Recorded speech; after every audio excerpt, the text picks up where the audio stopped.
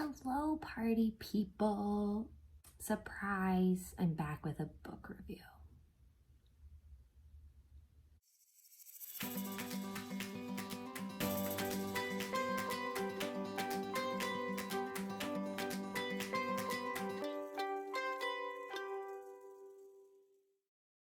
Okay, hello. For those of you, I'm gonna stop that voice. For those of you who know me, welcome back to my channel. For those of you that don't, hello. I'm Kelsey. And today we're talking about a book review like I hinted, except we're talking about a book review that I listened to as an audiobook. And it was a little while ago, so hopefully my emotions have not changed on this book review since I wrote it. Today we are discussing the book Home Before Dark by Riley Sager. So I read Home Before Dark as a read for my Marked with an M Spooky Book Club. We discussed it. It was my first Riley Sager book. So I am actually kind of excited to talk about it. But let's start off this book review just like we do every other one, and let's get our synopsis. So, Home Before Dark. What was it like living in that house? Maggie Holt is used to such questions.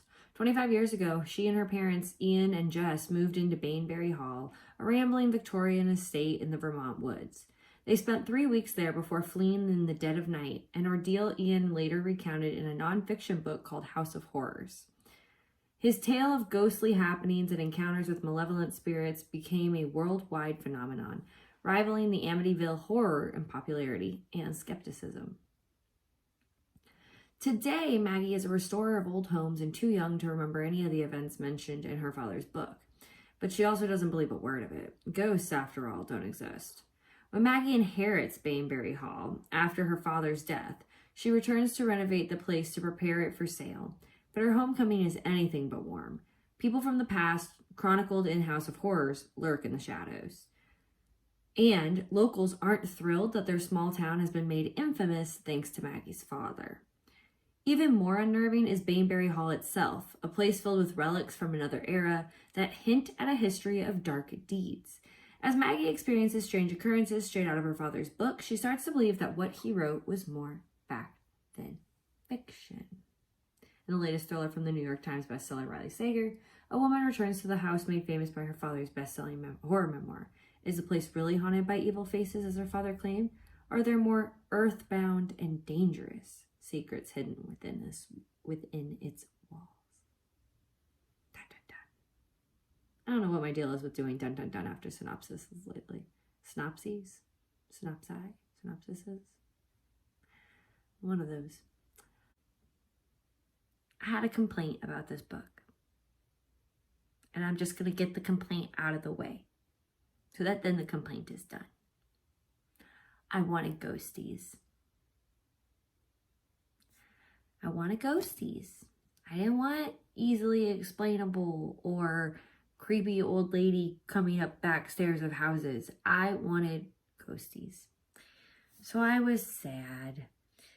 At the beginning of the novel, when it was like describing what her dad wrote, and then it was kind of describing some of the stuff that she was going through, I was like, oh, ghosties. And then it was like, here's the explanation for all of it. And I was like, and no ghosties.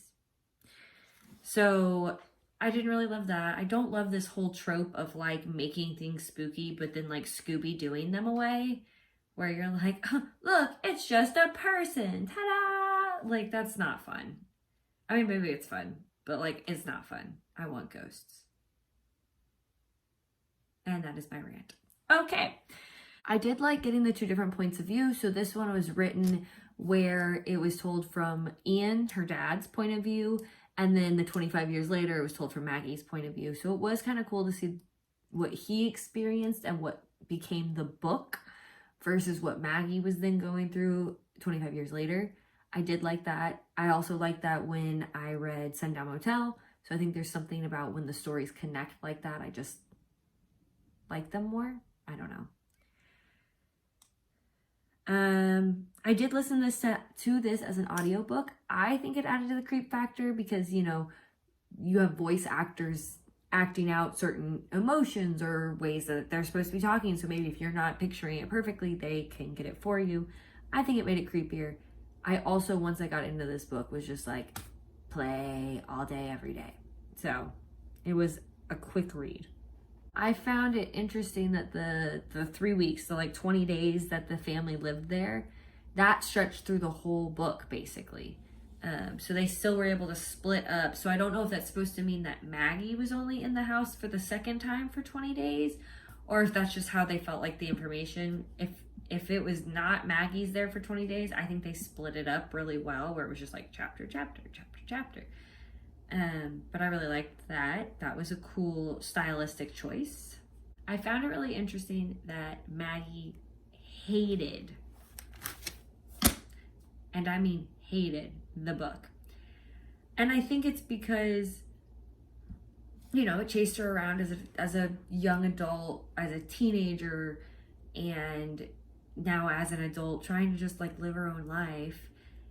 But I found it interesting that she hated that book so much. She thought it was so dumb and everything in it was a lie, which I guess leads to why she was willing to stay in the manor.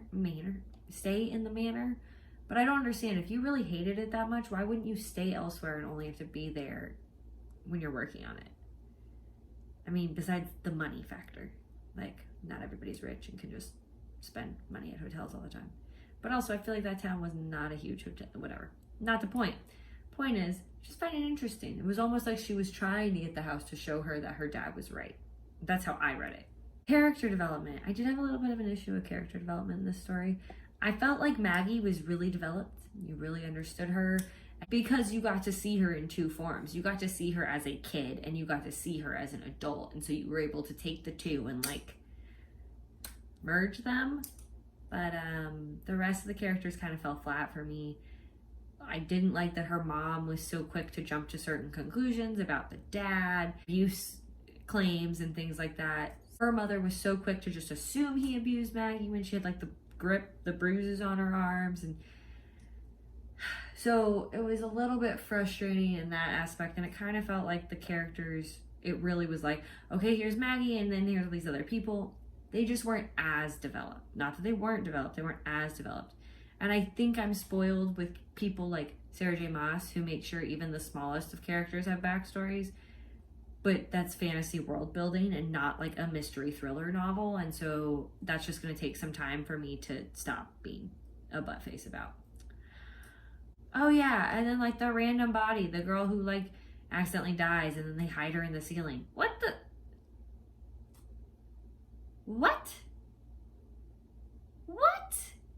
Who does that? I don't even want to touch that one anymore. And you let everybody think she was whatever. Overall, I gave this book a 3.5 stars, which may seem a little harsh, but it was kind of a mixture of like, I didn't get as much character development as I wanted, and I wanted ghosties. No ghosties made it an automatic 4, because I want ghosties. So really, you only went down 0.5 star. I'm just whiny and I like ghost stories. I mean, I finished it. I had no problem finishing it. I was super hooked. So 3.5 stars. Classroom application, maybe. I mean, I wouldn't do this with like my middle schoolers, even though we do a murder or mystery thriller unit. I wouldn't do it with 8th graders, but maybe in high school. Not that it's really super inappropriate or anything like that, but it's just, it'd be over my kids' heads. Some of them. So yeah, all in all, made me want to read Riley Sager books more. So definitely an author on my list to keep reading. Have you guys read this book? Did you love it? Did you hate it? Let me know down in the comments. Do you know any books either by Riley Sager that I should be reading or that are similar that you think I should check out? Also drop those in the comments. If you like this video, please give it a thumbs up so that it can make its rounds. If you would like to see some more book reviews / writing content and eventually teaching stuff, but mostly book reviews for right now, or bookish things for right now, hit the subscribe button And until next time, keep reading, y'all, and I will see you down in the comments.